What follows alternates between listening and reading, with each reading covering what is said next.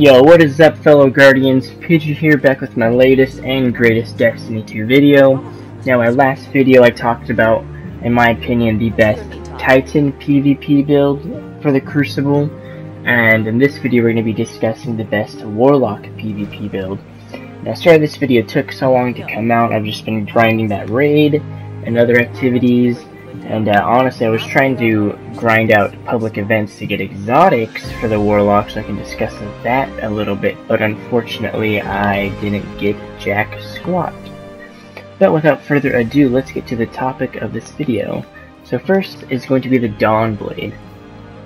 Now the first grenade I suggest you use is the solar grenade and not the fusion, because unfortunately, like I said in my previous video, sticky nades in Destiny 2 are a flop. They're a joke. I would not suggest using them at all. The best one for Dawnblade, in my opinion, is the solar nade, because it gives you a pretty good tactical advantage over everyone else in the Crucible, at least for this set of nades. Whether that be like they're trying to run too heavy or trying to hold down a spot, you could throw it down, and I believe the nade lasts for about 3 to 4 seconds, so that's 3 to 4 seconds you'll have map control of that one area, especially if you have opposing team members and like a tight corridor or room. You can throw it in, block them off, and hopefully get a kill. And if not, second best is to actually flush them out either towards the doorway in front of you, which would be an easy kill, or off to the sides, and then you can coordinate with your teammates, or you can run over there yourself and get the kill.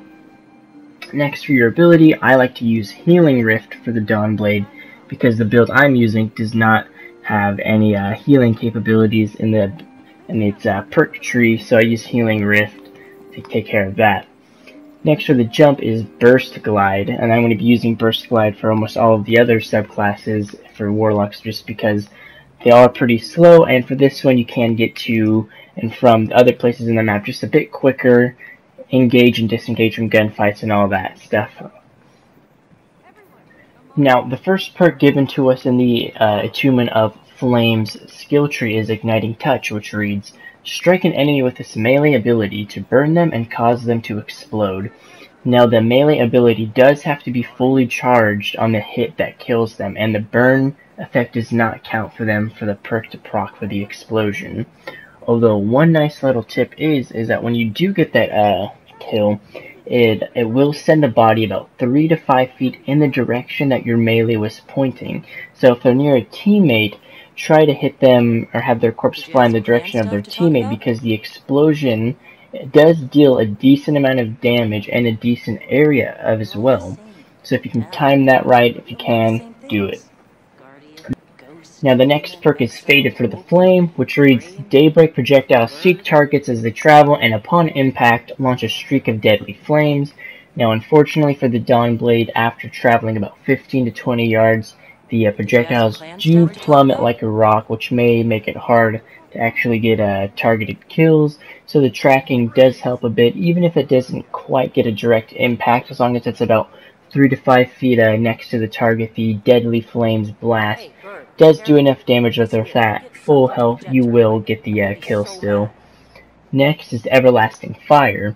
Killing an enemy with Daybreak extends its duration. Pretty simple. Get a few extra kills with it. Makes the duration last a bit longer, so maybe instead of getting like 2 to 3 kills, you might be able to get a squad wipe. No further explanation really needed for that one. Now the best one in this one is Phoenix Dive. Activate while mid-air to quickly descend and restore your health. And the nice thing is that the Dawnblade super doesn't even need to be active or activated to activate this effect. So if you're trying to get from somewhere, flying up in the air, and all of a sudden you start taking damage, you can quickly descend, regain your health, and either engage the target or move to a better vantage point to do whatever you have to do on from there. Another good thing is if you're at a range and engaging a target, you're losing the fight, you can step off to the side real quick, jump up, dive back down, get back in a vantage point to start shooting again, and you'll be at full health. And the rest of it reads, while Daybreak is active, Descend causes explosive damage. So it's basically like a mini solar Titan Slam, which is helpful. The next one is going to be Stormcaller, then we're going to do Voidwalker as our third one. Now to start off with Stormcaller, for grenade we use Pulse Grenade, and if you saw my previous video on the Titan, then you know I love the Pulse Grenade. These things are just OP in every aspect. They're the longest lasting grenade, and I believe they do the most damage compared to all the other ones. You can use the other grenade, the Storm Grenade. Like, they're kind of similar, and they both kind of play the same roles in this. They do help getting kills, but it's also, again, kind of like the Solar Nade, more of like a tactical thing at the best, throwing at like heavy spots or other spots around the map that you know their enemies are going to be. So it kind of keeps them there, gives your team more time to group up where you need them to. Now, even though Stormcaller doesn't have aftershocks, the Pulse Nade is still pretty OP. Now for this one, for your Rift, you're going to want to be using Empowering Rift. Conjure a well of light that increases weapon damage for those inside it. And for this build, we're going to want to maximize our optimum weapon damage and damage output, because you will, for this build, have something called the Arc Soul, which I'm sure most of you are familiar with. Now, obviously, just use your Burst Glide, because that's the best jump for Warlock with Stormcaller, in my opinion. Now, next, for the first perk of this tree, you get something called Rising Storm. Now, this electrocuting melee ability hits at an extended range, which I find to be an added bonus because more often than not, when you engage in a melee fight, the other person instinctively melees you back. But since it's at an extended range and they don't realize that, they're normally going to try to hit you, and they're going to whiff their attack, causing you to be able to hit them twice in a row without getting touched by them. Plus, you get a bonus recharge to your super energy, grenade energy, and melee energy, which always is an added bonus to any subclass that you're running for any build. Now the next perk is Landfall. On casting Storm Trance, fire a bolt of lightning into the ground, creating a devastating shockwave under you. So basically you get the OG Fist of Havoc, and you get to use your Emperor Palpatine Sith Lord powers as well. So it's kind of like two supers in one with the Landfall perk ability, which is always an added bonus. Always want to get as many bonuses and benefits as you can. The next one is Electrostatic Surge. Your Rift charges faster when allies are near. So that's always obviously going to be a bonus because you want the most damage output you can, so running around, popping those whenever you need to at a tactical point when you can, it's obviously going to be a bonus. And the main reason we want this one is Arc Soul. Your Rift now grants you or any ally that uses it an Arc Soul to aid in battle. Now it doesn't do the most damage, but think about it. If you're having bonus weapon damage and then all 4 people on your team with Arc Soul, and you're all focusing like 1 to 2 people at the same time with that extra damage that you're doing, it's going to be really hard for you to not win those gunfights, I promise you. That Arc Soul with that Rift is just going to be a huge weapon in your arsenal for that subclass. And now next we're going to move on to our Voidwalker subclass. Now, normally I like using grenades like this, like the Vortex Grenade, the Pulse Grenade, the Solar Nade, but for this build it honestly doesn't matter what a grenade we're going to use, and you'll see why in a bit. But I personally for this build like to use Scatter Grenade just because I feel the Void one just feels a little bit off compared to the other two. And even though Scatter Nade doesn't do too much damage, it does have a decent AoE area of effect. And even if you don't get the kill with this nade, if there's like a group of them in a room or a hallway, you will at least be able to damage them. And then from there you can either try to finish them off or rely on a teammate to finish them off. Now it honestly doesn't really matter what grenade you're going to use, and you're going to see why. But just honestly use whatever you're most comfortable with, whether that's the Axion, the Vortex, or the Scatter. Just use whatever's most comfortable for you. What is important though is your Rift ability, and you have to make sure that for this build, which I'm dubbing the Vampire build, is the Healing Rift. Here for this build, you're going to want to have as much health and exploit all the healing abilities you get in this build as much as you can. Now, for some odd reason, this is the only class that has the Blink jump. I don't think Hunter has it anymore, at least that's what my friend told me, so if it turns out I'm wrong, then blame him. But yeah, use Blink OP. Now, for the first one, you're going to want to use Devour. This is where the Vampire build starts. strike an enemy with this melee ability to fully regenerate your health. Now realize that it's regenerate, so it actually is a percentage per second and not just a massive chunk of health. So if you're actually getting shot, or you're under like the effect of like a burn or something, then it really won't be effective because it won't heal you fast enough. So just make sure when you're going into that melee fight that you have enough health to actually survive the fight. Because as soon as you get that kill, for a short time afterwards, kills restore additional health after you get the Devour perk. So as long as you can get that kill without being like one shot and dying from a burn, you will survive the melee fight. Now, for the next perk, what you're going to want to use is Feed the Void. Well, you're not actually using it, no matter what, you have to use it. That's how perks work in this game. Feed the Void. Consume your grenade energy to regenerate your health. Grants the Devour effect. Did you want to talk to me? And so that binds to holding L1. Now be mindful that it does take about 2 to 3 seconds, so if you're in a gunfight and need health, and you can't pop your rift, and you can't melee ability, don't try to do this. Just try to fight it out, because you know you're going to be trying to do that, and you can't shoot while devouring it. You actually hold out your hand and consume the grenade, but it does give you a decent amount of health. Your next one is Insatiable. While the Devour effect is active, killing enemies extends its duration and recharges your grenade. So doing this is like all three, it's like the trifecta. You have your healing rift to heal you, melee hits heal you, and then kills after that while Devour heals you, consuming your grenade heals you, and then when you have Insatiable, while the Devour effect is active, it extends the duration and recharges your grenade, and it's just like a perfect loop.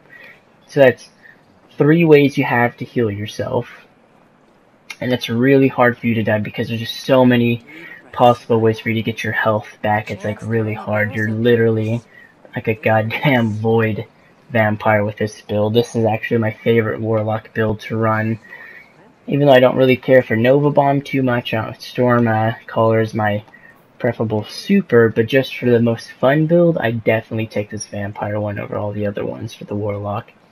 Last one is Vortex. Nova Bomb creates a singularity which continuously damages enemies trapped inside. Now, I don't know who would be dumb enough to walk into your singularity, but if you somehow didn't get the kill, singularity will finish him off, and it does leave that there for like 3 to 5 seconds after the Nova Bomb makes impact. So wherever you shot that at, obviously no one's going to walk over there. So if someone's on heavy, obviously no one's going to try to go and grab it, or if it's on like a flag point or a bomb spot, this singularity effect is going to help you play a big role in locking down objectives in the Crucible map. Now, unfortunately for this video, I was grinding for days trying to get exotics to show you guys and say, oh, this exotic goes best for this build and this perk. And unfortunately, all I got was weapons, so I literally only have 3 that I'm going to show you, and then the rest I'll read off the list. But this one's Eye of Another World. Highlights priority targets and improves the regeneration speed of your grenade, melee, and rift abilities. So this one's nice just because it's kind of like an all-around balanced one. It doesn't rely on you using a specific super. So that's why this one is like, if you don't really have too many of the Warlock exotics, you just want something a little more balanced and just more Crucible friendly, then I would suggest using Eye of Another World Plus. For Warlocks, it's my second favorite one to use. Now for the OP finishing touch for the Vampire build, we have Karnstein Armlets, which is Vampire's Caress, so they already know it's the Vampire build. Melee attacks grant health recovery, so it doesn't have to be the melee ability, just basic melee attacks will grant health recovery, and melee energy, grenade energy, and class ability energy. So you could even run this on other builds that don't have health regeneration, so you could just getting into constant melee fights, using this, getting health. So using this one with the Vampire build, that actually gives you technically like 4 opportunities to regen your health. So it makes you kind of invincible just because of how much health you're intaking into your system like a drug. Don't do drugs though, stay clean. Next one is Wings of Sacred Dawn. I really want to suggest using this one. I don't know why you'd really want to use this in PvP. It just basically makes you a sitting duck. I mean, maybe if you have the Phoenix dive, you'd want to use it, but I still wouldn't recommend using this one. There's other clearly better exotics you could use, but if this is the only one you have and you like using this one, then, you know, more power to you, but I wouldn't suggest it. Now, if I still have your attention, I actually would like to point out a few choice guns to use. Clearly, there's the Mida multi-tool meta right now, high impact, fast reload, and you gain your radar, and with Mida mini-tool, you also gain a boosted agility. But what I really want to talk about is my favorite gun, the sidearm, Last Hope. For a sidearm, it has one of the highest impacts you can get for a sidearm, if not the highest. A maxed out stability and a crazy fire rate and magazine size. A truly reliable 3-round burst, and causing damage with this weapon increases its already maxed out stability. Now, this weapon is a shredder from like Teenage Mutant Ninja Turtle shredder. Unless someone is supering next to you, or they're point blank range with like a rocket or a shotgun, or you're like a sliver away from dying and the enemy's at full health right next to you, I don't see how you could ever possibly die when you pull this gun out and you're shooting at someone. Now, it is kind of like a close mid to close range gun, but you will never, like 99.99% ever lose a gunfight with this weapon drawn. There's been multiple times where I've been in the red and I've been able to pull off double kills and clutch kills to help win the round, or just get clutch kills in general. I highly recommend, if you can get this gun, or if you have it, to use it. Now, I'm going to read off this list of other potential exotics you can use, because unfortunately I don't have them, and I'll try to make it quick so the video's not too long. For the helmet, you can use Crown of the Tempest. Perk as Conduction Tines. Arc ability kills increase the recharge rate of your arc ability, so running an arc subclass. Nezric's Sin. Perk Abyssal Extractors. Void damage kills grant ability energy, so for a Void subclass. Another one is Skull of Dire Ahamkara. Perk Actual Grandeur. Provides additional damage resistance during Nova Bomb, and I don't know about you, but I don't find that to be a problem in this game at all. I've never died trying to cast my Nova Bomb, and I do notice you already do gain a slight damage resistance in like that first second you're casting it, so it's not really needed, so it's kind of like a waste of a partial perk. And the other one is Nova Bomb kills grant super energy, so instead of maybe, if you're trying to go ham, instead of getting like 1 or 2 supers that game, you might be able to get 2 or 3. One I would never suggest is Starfire Protocol, because its perk gives you an additional fusion nade, and if it was just grenades in general, like the Armentarium, then I would, but fusion nades are god-awful, so I would never suggest this. This is like their worst exotic. The other one are the Sunbracers, or Breakers, which is the Helium Spirals.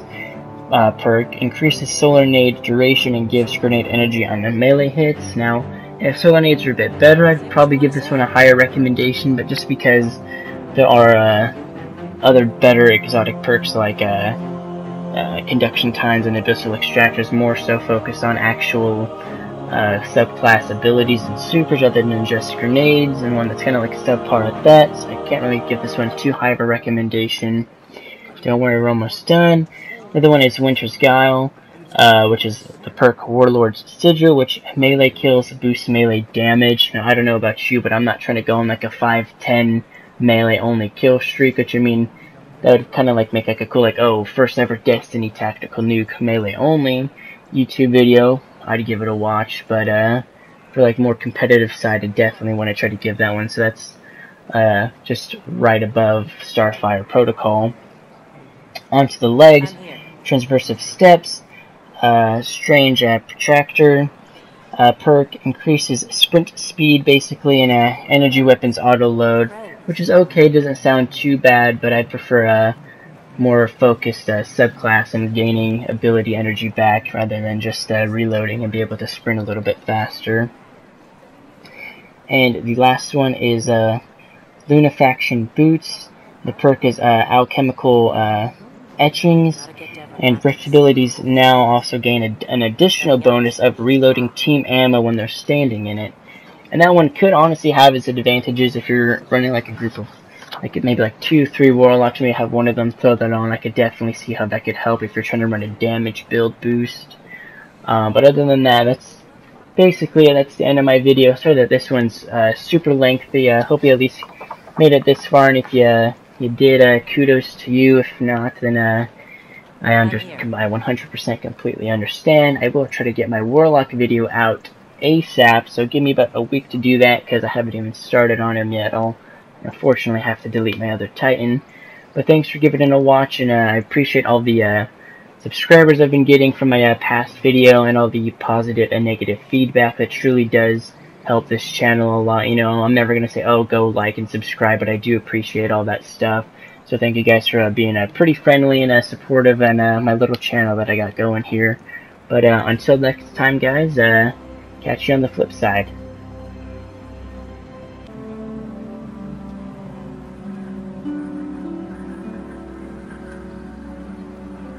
Say what you want to say.